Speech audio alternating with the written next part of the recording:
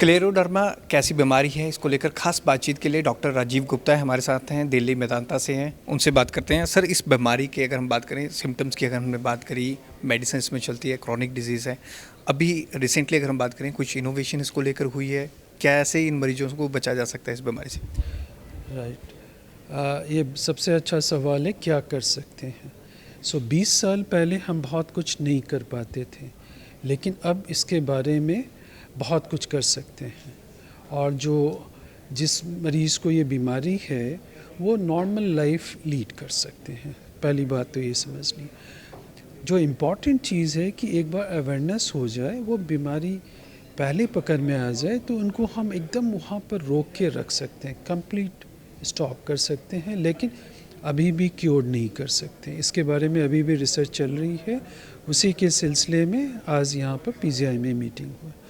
जो 2-3 चीज़ें इम्पॉर्टेंट है इस बीमारी में, जिसके कारण पेशेंट सबसे ज़्यादा सफ़र करते हैं, वो है कि हाथ में नीलापन, अल्सर बन जाना, वो काफ़ी गैंग्रीन बोलते हैं, वो हो जाता है, जो काफ़ी पेनफुल होता है। वो हर एक विंटर टाइम में बढ़ जाती है। इसके बारे में नई नई दवाइयाँ आ गई हैं, जिसको कि अब कंट्रोल में रखा जा सकता है। थोड़ा प्रिकॉशन रखनी है। नई दवा जो पहले बाहर के कंट्री में थी, अब हमारे पास है, और हमारी अपनी लोगों पर, अपने पेशेंट्स पर ट्रायल किए हुए हैं। तो जो अपने लोगों पर ट्रायल है वो ज़्यादा जेन्युइन और ज़्यादा इफ़ेक्टिव मेडिसिन बोलते हैं। दूसरी बात है, ये सारी दवा की कॉस्ट जो पहले बहुत ज़्यादा थी क्योंकि बाहर से आती थी, वो अब यहाँ पर बनने लगी है। बहुत कंपनियाँ बनाती हैं, जिससे कॉस्ट अब बराबर हो गया। जैसे नॉर्मल मेडिसिन होती है उसी तरह की दवाई की कॉस्ट आ गई है। दूसरा जो सबसे बड़ा इसमें होता था, जिससे जान का तकलीफ़ होता था, वो लंग्स का सिकुड़ना। तो आज जो बातें ज़्यादा डिटेल में हुई है वो लंग फाइब्रोसिस पर हुआ है। उसमें हम कहाँ मूव कर गए हैं, फाइब्रोसिस कैसे रोक सकते हैं, कितना एग्रेसिव ट्रीटमेंट करनी, इस पर तमाम इस सिलसिले में भी काफ़ी मेडिसिन आ गई हैं, और सारी मेडिसिन आने हैं। जो मेडिसिन आ गई है, यूज़ हो रहा है, वो सबके लिए अवेलेबल है एंड कॉस्ट इफ़ेक्टिव, महंगी नहीं है।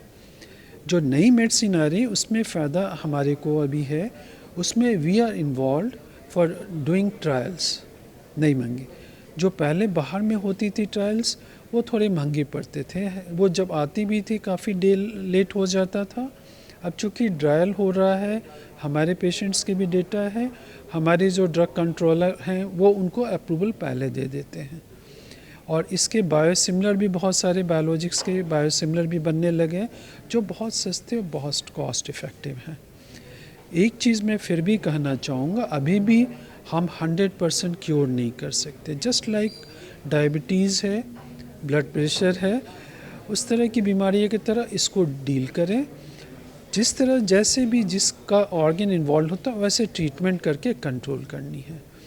फॉर जनरल अवेयरनेस के लिए सिर्फ एक चीज़ बोलूँगा, किसी को ये बीमारी हो तो एक अच्छे रूमेटोलॉजिस्ट को दिखा लें, या एक अच्छे से मेडिकल कॉलेज में, क्योंकि इसकी सुविधा सब जगह नहीं है जहाँ रूमेटोलॉजिस्ट हो। जैसे PGI हुआ, एम्स हुआ, वो आपको एक बार दिखा के ट्रीटमेंट प्रोटोकॉल वो ऑर्गेनाइज कर लेनी। उसके लिए कुछ जो स्पेशल टेस्ट होते हैं, they are freely available at every place. वो पहले वाली बात नहीं, और they are cheap now, they are not very costly. तो और लेकिन दूसरी बात जो इम्पॉर्टेंट है कि सभी मरीज़ को एक बार ये डायग्नोस हो गया, जैसे हम क्योर नहीं कर सकते हैं डायबिटीज़ में, रेगुलर फॉलोअप करनी है। आपको आपके जो भी रूमेटोलॉजिस्ट हैं बुलाएंगे, 3 महीने 6 महीने पर जानी है। साथ में कुछ प्रिकॉशंस रखने हैं, वो इम्पॉर्टेंट चीज़ है। ठीक है, एनीथिंग, कोई सवाल और पूछ? ठीक है, ओके सर। तो डॉक्टर राजीव गुप्ता ने काफ़ी अहम बात की है कि इसकी जो दवाइयाँ पहले बहुत कॉस्टली आती थी, अब वो इंडियन में ही मैन्युफैक्चर होने लगी है। और सबसे बड़ी बात, इसका ट्रीटमेंट जो है वो लंबा चलता है, वो कॉन्टीन्यूसली आपको करवाना चाहिए जब भी आपको डॉक्टर बुलाए। कैमरामैन अनिल के साथ भगवत सिंह, पंजाब केसरी, जगबानी TV, चंडीगढ़।